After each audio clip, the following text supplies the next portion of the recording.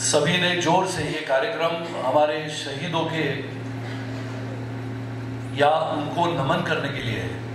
भारत माता की जय, भारत माता की जय हिंद, जय हिंद।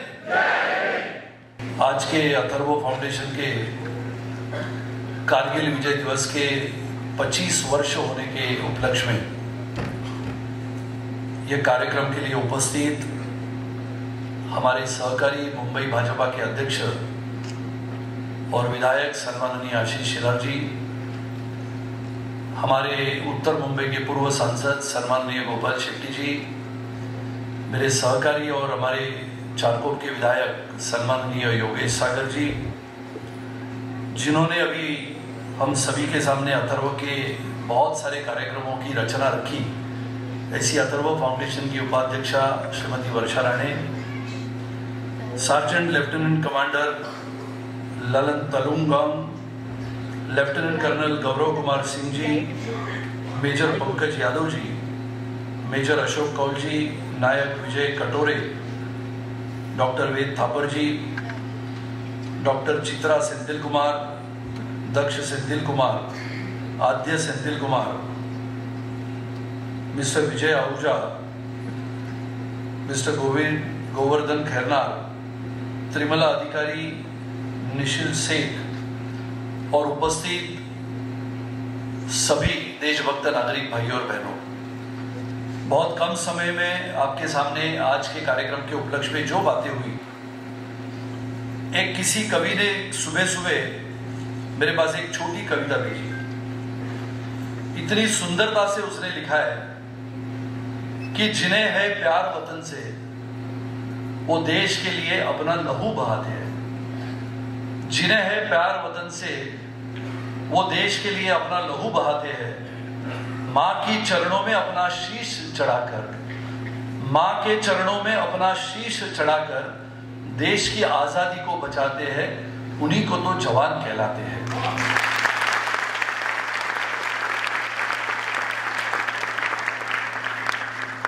अब ये कारगिल युद्ध की कहानी 25 वर्ष पहले की, और यहां पर बैठे हुए बहुत सारे विद्यार्थी ऐसे हैं जिनका शायद कभी जन्म भी नहीं हुआ, और बहुत सारे लोग जो मंच पे बैठे हैं और यहां पर भी बैठे हैं जो बुजुर्ग भी है, उन्होंने तो शायद वो 1947 की लड़ाई भी नहीं देखी होगी। तो ये कारगिल की लड़ाई क्या थी? यानी कभी कभी ये बातें मन में आती है कि हर तारीख अपने जीवन में कोई ना कोई गवाह देती है, कोई ना कोई सबूत देती है, लेकिन किसी न किसी इतिहास के बारे में अगर हम सोचते हैं तो हिंदुस्तान को बहुत भारी इतिहास है, और ऐसे ही इतिहास में स्वर्णिम अक्षरों से लिखा गया एक और इतिहास है जो 25 वर्ष पहले हुआ था, जिसका नाम था कारगिल। और ये कारगिल की युद्ध की कहानी सुनते सुनते बहुत सारे विद्यार्थी आज बड़े हो चुके हैं, 25 वर्ष के हो चुके हैं, लेकिन हम आज के दिन ये कारगिल का विजय दिवस मनाते हैं। मुझे याद है जब हम युवा पीढ़ी में थे, हमारे सहकारी हमारे मित्र आशीष जी युवा मोर्चा के अध्यक्ष थे, 1999 की बात थी, और इसी दिन 26 जुलाई 1999 में पहले बार कारगिल विजय दिवस का पहली यात्रा हमने देवेंद्र जी के नेतृत्व में पूरे महाराष्ट्र में चलाई, और आशीष जी के नेतृत्व में मुंबई चलाई, उसको भी आज 25 साल। और ये कहीं ना कहीं हमारे मन में, हमारे हृदय में एक वेदना भी होती। भारी मात्रा में हमारे सैनिक आज यहां पर बैठे हैं, और ये विजय दिवस के साथ साथ हम उन बहादुर और शूर जवानों को याद करते हैं, उनको नमन करते हैं, जिन्होंने अपने प्राणों की आहुति देते हुए अपने इस भारत की भूमि की सुरक्षा की।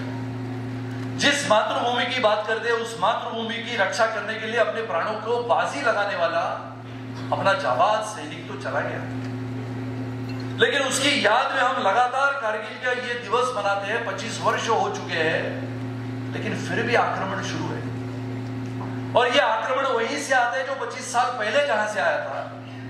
वही पाकिस्तान वहां पर बैठा है। हमारे 527 ऐसे जाबाज अधिकारियों ने, सेना के जवानों ने अपने प्राणों का बलिदान कर दिया, यही कारगिल था। और ये कारगिल ऐसी बात है कि लेह लद्दाख से लेकर जम्मू कश्मीर से कारगिल, द्रास, बटाली, मुश्को वैली तक ये युद्ध लड़ा गया। जिन सेनानियों ने इस युद्ध में हिस्सा लिया और वो वहां से वापस आए, ऐसे अनेक सेनानियों को हम मिले, कौल साहब मिले, और जब हम उनको मिलते हैं तो ये ध्यान में आता है कि वो जीता जागता उदाहरण है।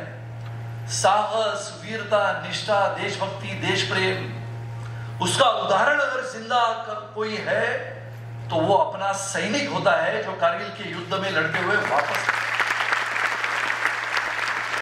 एक बार अमेरिकी की सैन्य के चीफ को पूछा गया कि सबसे भीषण युद्ध इस विश्व में कौन सा होगा, तो उसने सटीकता से 1 सेकंड में उत्तर दिया कि सबसे भयंकर, सबसे खतरनाक और सबसे ऊंचाई पे लड़ने वाला युद्ध एक ही था, उसका नाम था कारगिल, जो भारत के सेना ने लड़ा। उसको इतिहास में लिखा गया है कि यह युद्ध कैसे लड़ा गया। दुनिया में सबसे ऊंचाई पर लड़ा गया युद्ध था। कठिन विप्रांत स्थिति, आपने अभी वीडियो में देखा होगा, बर्फीली चट्टानों पे लगभग पैर रुका तो फिसल गया। एक हाथ में बंदूक, 30-40 किलो का बारूद ऐसे लेते हुए सैनिक 12,000, 13,000, 15,000, 18,000, 20,000 फुट की ऊंचाई पर चढ़ता था। विचार करो क्या मिला उसे। आप और हम तो यहां पर बैठे आज, लेकिन जिन वीरों ने अपने प्राणों का बलिदान किया इस मातृभूमि के लिए, उसको याद करना इतना ही अपने हाथ में आज है। लेकिन इसको कहा गया कि एक बार तो ऐसी स्थिति आई कारगिल युद्ध के दौरान कि बर्फ से ढकी हुई चोटियों पर गोला बारूद ही खत्म हुआ अपने सेना का। और तभी तो मोबाइल था, लेकिन मोबाइल चलता नहीं था, सिर्फ सैटेलाइट के फोन होते थे। और सैटेलाइट के फोन के माध्यम से कभी वो अपना जवान अपने बेस कैंप पे कहता था कि गोला बारूद खत्म हुआ है, और करीबन 10 से 20,000 पाकिस्तान के सैनिक वहां पर ऊंची चोटियों पे जाके बैठे हैं, और अपना सैनिक नीचे से ऊपर चढ़ रहा है और ऊपर से गोलीबारी हो रही है, मोर्टर आ रहे हैं, रॉकेट लॉन्चर आ रहे हैं। विचार करो किन परिस्थितियों में अपना जवान चढ़ता था। यह कहा गया कि जब ये कारगिल का युद्ध हुआ मई, जून, जुलाई के 1999 में, तब तापमान था 0 से नीचे 10 डिग्री सेंटीग्रेड, और 0 से नीचे 10 होता था दिन में, और रात में होता था करीबन 0 से नीचे 18। विचार करो ऐसे समय पे अपने सेना के जवान चढ़ते थे रात को यहां से नीचे से बर्फीली चोटियों तक। और यह कहा गया कि दूसरे विश्व युद्ध के बाद ऐसा एक ही युद्ध इस विश्व में है जिसमें भारतीय सेना ने 2,58,000 बम डाले। अब विचार करो 2,58,000 बम डालने वाली अपनी आर्टिलरी कितनी मजबूती से नीचे से बेस कैंप से बमबारी कर रही थी ताकि अपने जवान वहां चोटियों पे चढ़ सके। भारत के 527 से अधिक जवान शहीद हुए। लोग तो ये कहते हैं कि भारतीय सेना ने विजय हासिल की, लेकिन भारतीय सेना का ये तो ऑपरेशन विजय था, लेकिन हमारे भारतीय नौसेना का ऑपरेशन तलवार था, और भारतीय वायुसेना ने ऑपरेशन सफेद सागर किया। अगर ये तीनों सेना नहीं लड़ती तो पाकिस्तान को हराना मुश्किल था, और इसके लिए ये युद्ध तीनों बाजू से प्रहार करने वाला युद्ध था। लोग पूछते हैं कि कारगिल की 4 प्रमुख वजह क्या थी। सबसे महत्व का ये था, कल हमारे आशीष जी मुझे पूछ रहे थे कि 1971 की एक बात आई कि 1971 के भारत पाक युद्ध के पश्चात पहली बार जब 1972 में शिमला का करार हुआ, तो वो शिमला का करार तोड़ने का काम सबसे पहले हुआ तो 1999 में हुआ, जो एलओसी को पार करते हुए पाकिस्तान के सेना ने अपने 20,000 फुट की ऊंचाई की चोटियों पर आतंकवादी और सेना घुसा दी थी। पहला काम था खतरनाक साजिश और भयंकर चाल पाकिस्तान ने ऐसी चली थी कि भारत के सेना के जवानों को यह खबर तक नहीं आई कि बर्फीली ठंड में पाकिस्तान के 20,000, 25,000 सैनिक ऊपर चले गए। पहला कारण था कि श्रीनगर लेह का NH-1A को तोड़ना। अगर वो श्रीनगर लेह के रास्ते को तोड़ देते थे तो जो कारगिल के जिले से सीधे लेह को जोड़ता है, और अगर लेह को जोड़ने वाला रास्ता कारगिल में तोड़ दिया तो ना हम लद्दाख जा सकते थे ना लेह जा सकते थे। दूसरा कारण यह था कि भारतीय सेना की रसद को खत्म करना, जहां पर सियाचिन के ग्लेशियर के ऊपर सल्तारो रिज यानी भारत की एलओसी की आखिरी लाइन है, वो करीब 25,000 फुट ऊंचाई पे है। विचार करो, पाकिस्तान ने आतंकवाद ऐसे पनप दिया था कि 25,000 फुट की ऊंचाई से एलओसी को लांघते हुए भारत में आने वाले थे। घुसपैठियों और आतंकी के लिए नए रास्ते काश्मीर के दोड़ा और किश्तवाड़ जिले में भदेरवार के एरिया में अमरनाथ के पहाड़ों के ऊपर से आने वाले थे। और नंबर 4 जो आज भी खतरा मंडरा रहा है वो है इस्लामिक फंडामेंटलिज्म इन लद्दाख, जिसकी चर्चाएं लगातार आज के विषय को लेकर हम करते हैं। और इसके लिए बहादुर और अपनी शूरता से भरे हुए वीरों ने प्राणों की बाजी लगा दी।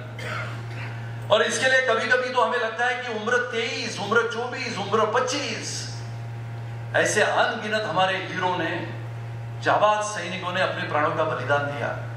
कुछ नाम ऐसे हैं कि वो पढ़ते हैं तो आंखों में आंसू आता है। कैप्टन सौरभ कालिया जो अपना पहला कैप्टन था, जिसको मारा गया, जिसकी आंखें निकाली गई, और वो 5 अपने पहले जवान थे जिनको शहीद किया गया। मेजर राजेश अधिकारी महावीर चक्र 29 वर्ष, मेजर चंद्रभूषण द्विवेदी सेना मेडल 39 वर्ष, कैप्टन मनोज कुमार पांडे परमवीर चक्र 24 वर्ष, कैप्टन अनुज नायर महावीर चक्र 24 वर्ष, कैप्टन विक्रम बात्रा परमवीर चक्र 25 वर्ष, जिन्होंने कहा दिल मांगे मोर, मेजर पद्म पानी आचार्य महावीर चक्र 30 वर्ष, कैप्टन केंगुरु से 16,000 से 18,000 फुट की ऊंचाई तक अपने जूते को निकालते हुए बर्फीली ठंड को लांघते हुए 2,000 फुट चढ़ गए। 16,000 से 18,000, नागालैंड के थे, उम्र 25 वर्ष। कैप्टन विजयंत थापर वीर चक्र 23 वर्ष। आप विचार करो, ये सब करते हुए इन्होंने अपने भूमि की रक्षा की। किसी ने बहुत अच्छा लिख के मुझे भेजा है, जिन्होंने बलिदान देते समय अपनी आखिरी सांस तक अपने प्राणों को इस मातृभूमि के लिए दांव पर लगाने के लिए, जिगरबाज नायकों की असली कहानी। लेकिन हमें किसी को नहीं पता है कि वो कैसे लड़े, आखिर की गोली कैसे मारी। उनके बंदूक से निकलने वाली आखिरी गोली से आतंकी खत्म हो, इसका फिक्र में अपने को गोलियां लग रही थी, उसकी फिक्र नहीं थी। अपनी जिंदगी जब दांव पर लगा रहे थे तो ये फिक्र भी नहीं थी, ये परवाह भी नहीं थी कि अपने घर में जन्मी हुई बेटी को अभी 10 दिन में नहीं हुई। और देखते सुनते अपने सभी की आंखों में आंसू आते हैं। यह हमारे लिए साहस भरी हकीकत है जो झरोके से झांकती है। ये जाने माने महानायकों का तो एक छोटा सा हिस्सा भी नहीं है जो इनके हकदार है। यह सैन्य और नायकवाद की कहानी है जो जनता की चेतना में घुसती है और पेट बना लेती है। जब कभी आप इस कहानी को पढ़ोगे, विशेष रूप से रात को पढ़ोगे, तो आपको यह समझ में ही नहीं आएगा कि आपके आंखों से आंसू कब निकलते हैं। मैं इसके लिए आपसे निवेदन करता हूं कि अपने व्यस्त जीवन में से कुछ गहरे पल हमारे इन शहीद सैनिकों के प्रति आप दें। कुछ प्रकाशमय बातें आपको उत्साहित करेगी, जीवन भर जीने का एक निश्चित मार्ग दिखेगा। अपने राष्ट्र के प्रति, अपने सैनिकों के प्रति सम्मान और राष्ट्र भावना को जागरूक करने के लिए ये सब जानने की आवश्यकता है। और इसके लिए अपना भी योगदान हो। ये देश अपना है, ये भूमि अपनी है। सैनिक तो अपना बलिदान इस देश के लिए देते हैं, लेकिन हम एक नागरिक होने के नाते ये सैनिकों का सम्मान इस देश में रहते हुए जीवन भर करें। यही एक मार्ग आज के कार्यक्रम के माध्यम से मैं आपको देता हूं। पुनः एक बार आप सबको वंदन करता हूं, विशेष रूप से हमारे जाबाज सैनिकों को और हमारे शूरवीर सैनिकों ने प्राणों का बलिदान दिया, वो सभी शहीदों को नमन करता हूं। उनके परिवार के साथ पूरा देश खड़ा है। ये उनको आश्वस्त करता हूं और मेरे वाणी को विराम देता हूं। भारत माता